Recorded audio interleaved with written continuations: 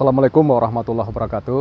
Pemirsa At-Tafsir Channel yang dirahmati Allah, berjumpa kembali dalam rubrik Tausiah Ramadan. Pemirsa yang dirahmati Allah, bulan puasa adalah bulan yang istimewa.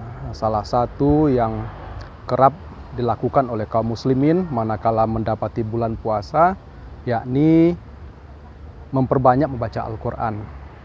Nah, apabila kita membaca Al-Quran secara runut, tidak loncat dari awal ke akhir, maka setidaknya kita akan jumpai pada ayat Al-Quran tersebut seruan yang berbunyi kutiba. Antara lain ini bisa terlihat dalam Al-Quran surat Al-Baqarah ayat 178, ya ayyuhallazina amanu kutiba alaikumul qisas fil qatla. Begitupun kita jumpai kemudian di Al-Quran surah Al-Baqarah ayat 183, ya ayyuhallazina amanu kutiba alaikumusiyam. Hal yang sama kita dapati lagi masih dalam surat Al-Baqarah, persisnya pada ayat 180 dan juga pada ayat 216. Kutiba alaikumul qital wa huwa kurhul lakum. Itu firman Allah dalam Al-Baqarah 216. Nah, namun yang menjadi menarik di sini adalah bahwasanya betapa kita kaum muslimin kadang itu menjadi suatu ironi. Ayat ya ayyuhallazina amanu kutiba alaikumusiyam itu dibaca berulang-ulang, dikaji dengan panjang lebar dan diaplikasikan. Tapi bagaimana kabarnya dengan nasib kutiba alaikumul qisas atau kutiba alaikumul qital dan kutiba-kutiba yang lainnya? Apakah kita memperlakukan hal yang sama untuk ayat Al-Quran yang bunyinya sama-sama kutiba ini?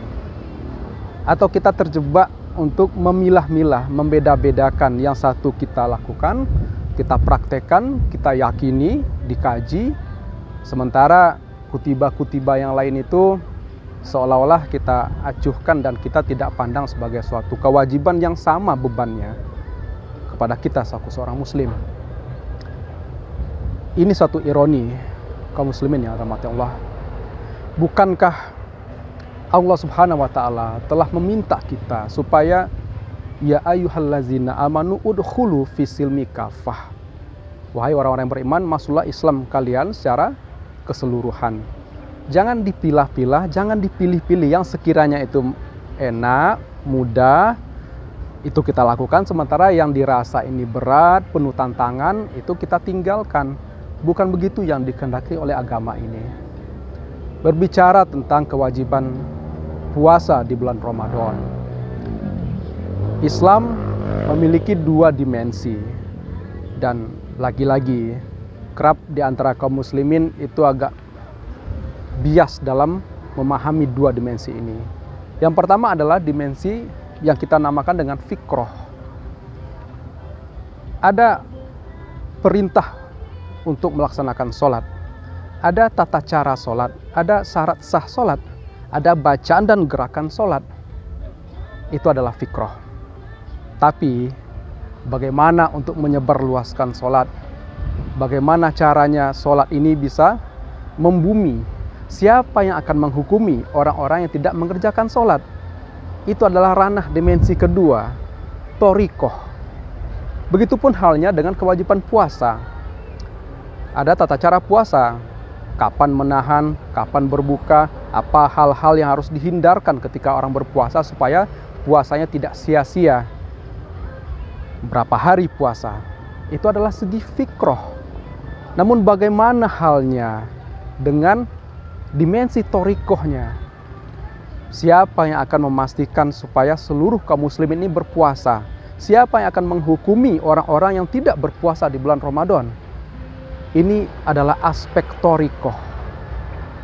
Oleh karena itu, para pemirsa yang dirahmati Allah, memahami Islam jangan hanya melihat satu dimensi saja, yakni fikrohnya, tapi perhatikan juga aspek thoriqoh. Dan thoriqoh tersebut entah atas kewajiban sholat, zakat, puasa, dan begitu banyak lainnya, hanya akan bisa terlaksana dengan sempurna manakala thariqahnya itu terwujud. Dan satu-satunya thariqah dalam pelaksanaan hukum Islam yang begitu luas, khasanah Islam yang begitu luar biasa, hanyalah dengan khilafah Islamiyah. Mudah-mudahan dengan begitu kita bisa memahami arti penting dari khilafah itu, bukan hanya sebagai suatu entitas, tapi lebih jauh adalah dia thariqah atau metode dalam mengaplikasikan supaya fikroh-fikroh Islam yang begitu banyak dan luas tadi bisa dilaksanakan secara sempurna, berislam secara kafah. Kurang lebih itu yang bisa sampaikan. Wabillahi taufiq wal hidayah. Assalamualaikum warahmatullahi wabarakatuh.